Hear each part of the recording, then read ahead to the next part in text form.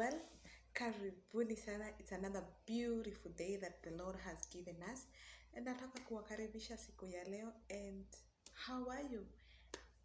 From wherever you are, I understand people are watching me across the borders. Ninawashukuru sana. And for returning subscribers, I want to say thank you.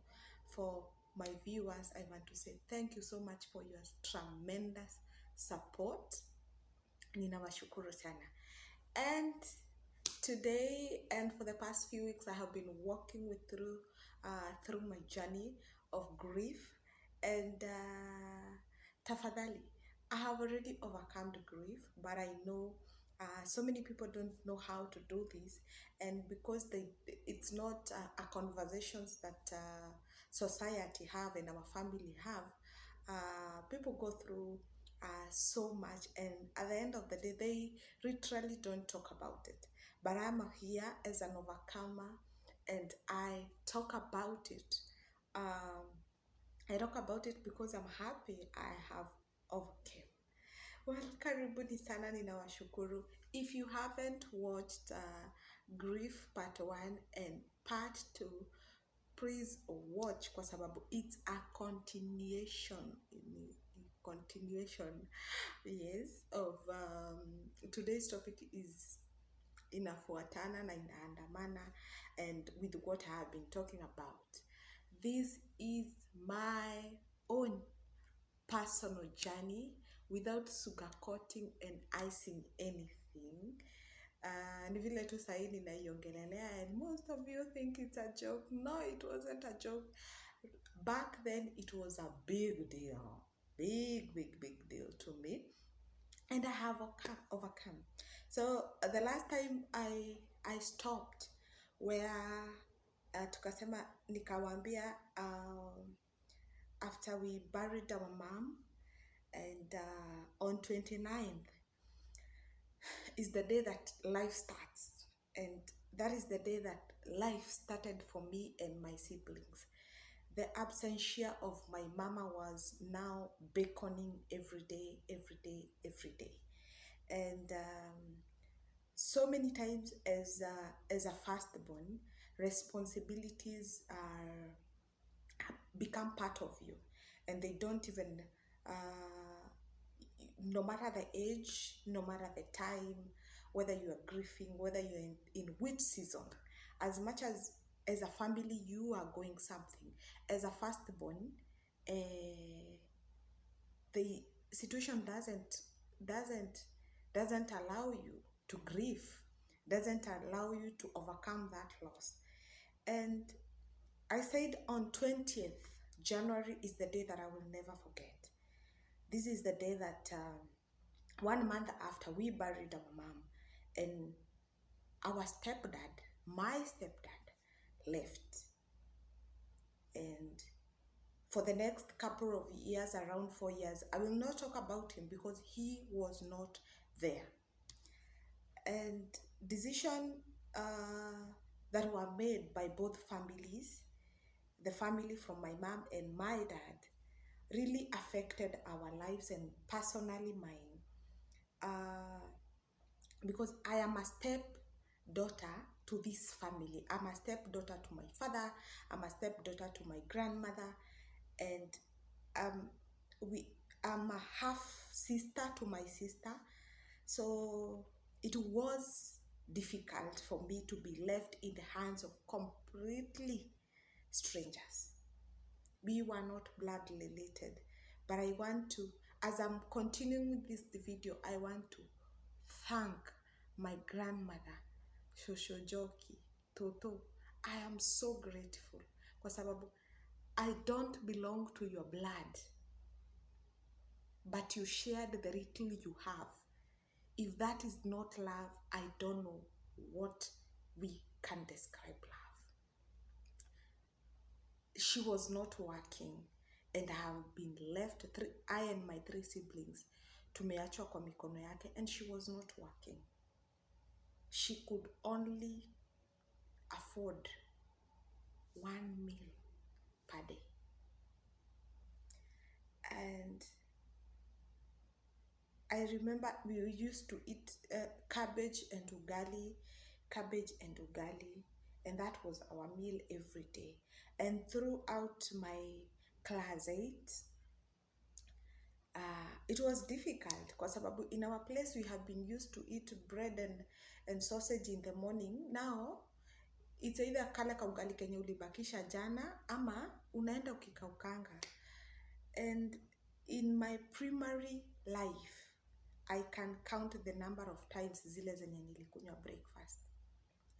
Reason being, breakfast kwetu ilikuwa gold.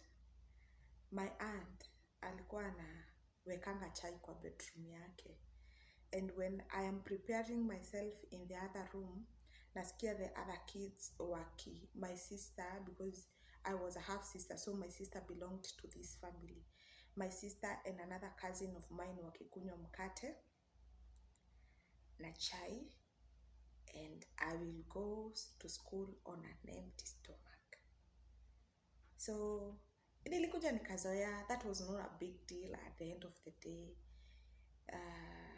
Nilikuja nikazoea. But the most beckoning things zenye ilikuwa at that time is imefika time ya to pay for my KCPE, and we didn't have the money. We didn't. It took the hand of God and one woman. Mama Caro, I thank you so much. Mama Caro, I thank you so much. I always pray to God to bless you. She came in with 300 shillings and paid for my exam fee. Thank you so much. Life continued like that, jungling between working and schooling. On weekends nilikuwa naosha my cousins manguo, and in the process ya kuosha my cousins manguo, I would come across boys and men, and at some point ningetekiwa advantage of. It was difficult. So life continued at that point, and niliingia high school. Na saa zile nilikuwa nataka kuingia high school, I had no one. Hakukuwa na mtu wa kunitafutia shule. So mimi mwenyewe, me and my cousin Robert, we went from one school to another, after admission. And I remember we were accepted in Kabere High School, not because we were too good, but I think the principal saw something in us and accepted us. And that is another beginning of my journey. So my high school life, my uncles came in and paid my school fees, and I thank God for them. And I'm still living with my grandmother, so we would walk the kilometers to school every day. And remember, chai na breakfast kwetu, na sometimes supper ilikuwa inakosa, so ningetembea shule. And hizi parade za high school zinakuanga very long. I remember nilikuwa nina faint kwa parade kwa sababu ya njaa. Tumesimama parade for 45 minutes. Nilikuwa na faint. One teacher ndiye realize nilikuwa nina faint, so akaniambia nikuwe ninakuja na kiti parade. Life continued that way, and while I was nikienda form 3, life in my grandma's place became a little bit hard, and I had to transfer now to another school. This school, family from my mom's side participated so much into taking me into the new school. But what they didn't know is that whoever was responsible to take me to school took me to an orphanage. So I believe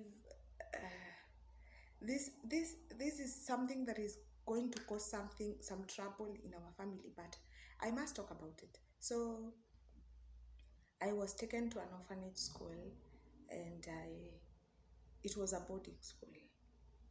The best and the worst experiences happened here, kwa sababu during zile moments zenye mnaonanga it's parent visiting day, baba ya mtu anakuja na kagazeti, mama ya mtu anakuja amebeba chakula na mahotpot.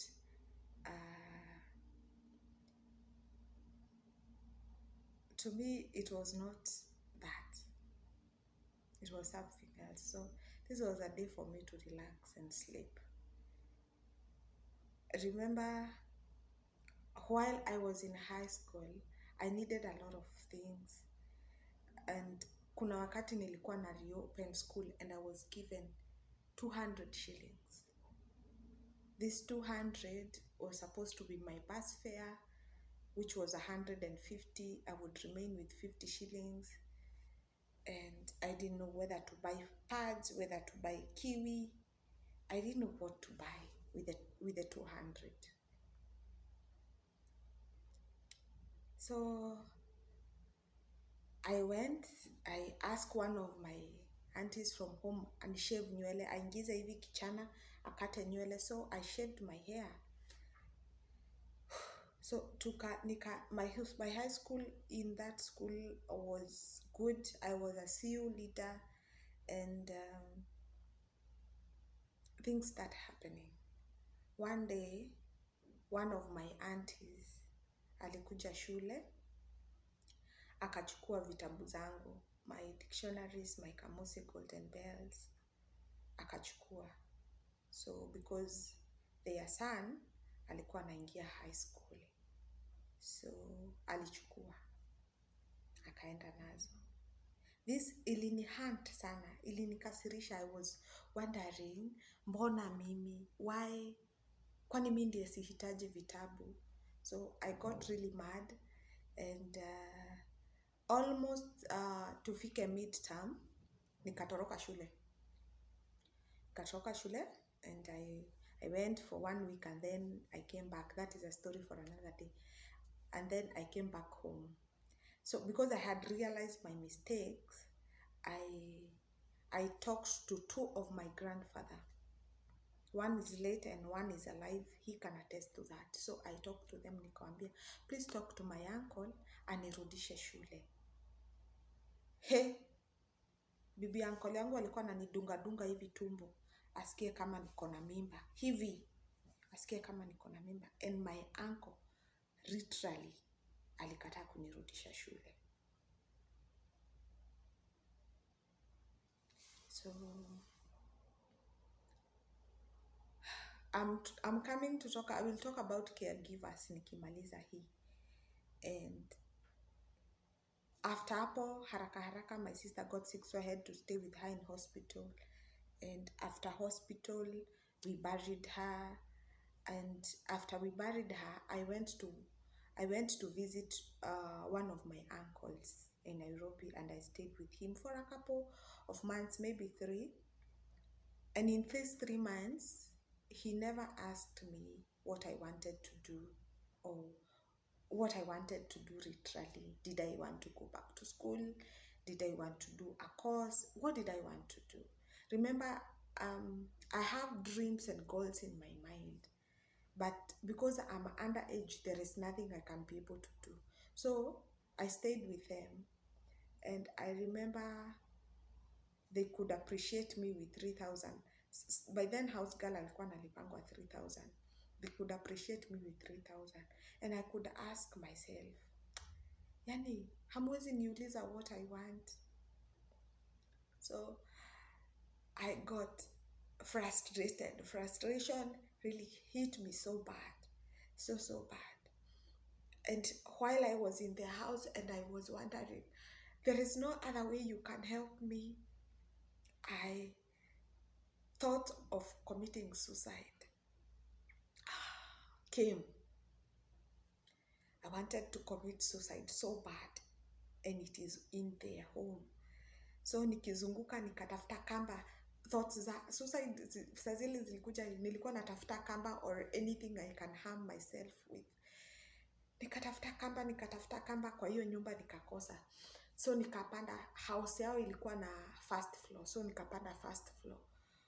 Saa zile nilimaliza tu hivi kupanda first floor, kulikuanga na hizi stickers, the biblical stickers on the door. And that Bible verse changed my life. Attention ikatoka from committing suicide, and I started thinking about this Bible verse that spoke about the love of God to me, and how God loves me, and how he loves me, and how his thought for me are so perfect. And remember, I have been in church, nimelelewa kwa kanisa, so I felt the love of God all of a sudden, na hizo thoughts za suicide zikaenda. So life continued. They never knew that kuna kitu kama hiyo ilikuwa nimeplan kufanya. So, and from that day I decided to love myself, and no matter what, I decided to love myself. But here is a thought of me. Every time that una handle a person who have lost parents, or a person who is going through grief, juanga una handle mtu mwenye ako like handicapped, ako emotionally handicapped, physically ako sawa, but roho yake it's not okay. Remember, if you ever come across a person who have gone loss of a mother and siblings, remember her emotions are the most important, because my family did what they knew best.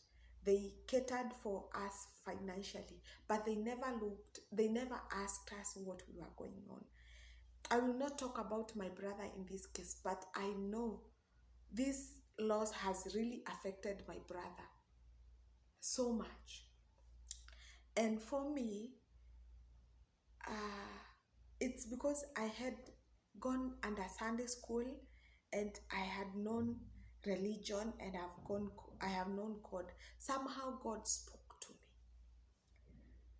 And saa zile tunakuanga we are going through this, tunakuanga watukutu, mtu anakataa shule, mtu anafanya all sort of things. Wamama na watu wa kijiji na even your family members wanasemanga, oyo ale miree, huyu siku hizi amekuwa mtukutu sana. She has become so disobedient. And nobody actually huwa ana come through anakwambia, use this route, stop using this route, use this route. I sat in my seat and thought of one person mwenye ashainikalisha chini akaniambia, Jerry, this route that you are using is not good. I sat and thought, literally, hakuna mtu mwenye alishainiambia, don't use this route, use this. What they used to do is to backbite me and throw me into the gutter every time. Wali, people trash you. Instead of people giving you a shoulder to lean on, a hand to lean on, people trash you at this moment. They literally don't know the reason why you are doing that. We look for attention, we look for love, we want to be loved, and we may fall into the wrong hands of boys and men, and even women, and it's all because you are looking for love. And while in this journey, nobody talks to you and tells you whatever you are doing is wrong, use this route. Nobody. They use that chance to backbite you. But I will tell you this. Though I walk through the shadows of death, they shall not overwhelm me. That was our Sunday school chorus verse. Ona ingegerera mikuru edumata ya gikuo. That was our verse. Because in this moment I was grieving and I was growing up. I went through so much, but God's hands carried me through. Grace ya God ilinitosha, and because of that I never went through depression, and so many of us have gone through depression because of this. I have gone through so much, but staki kuyongelelea kwa sababu ina involve family, and remember I still want a home to come back to. So much had happened, but I want to leave this peace of mind to everyone and tell them, no matter the kind of loss, no matter the challenges that you are going through. Yes, going through grief inakaanga like mtu mwenye ame drown. It's drowning. Haupatangi air, haupatangi the right moment, emotions, crying, responsibilities. You never got the right moment. But through this, ask God to guide you. Ask God His will to be done. And at the end of the day, God will give you people to walk with you. And it is this, in my journey, God aliniallow, I came across one amazing woman in church. And I call her mom. She's Regina Wanjiku. She came through for me and she guided me through those moments. She would give me counsel. She shared whatever little she had. And I want to thank you. Together with my grandma, thank you so much.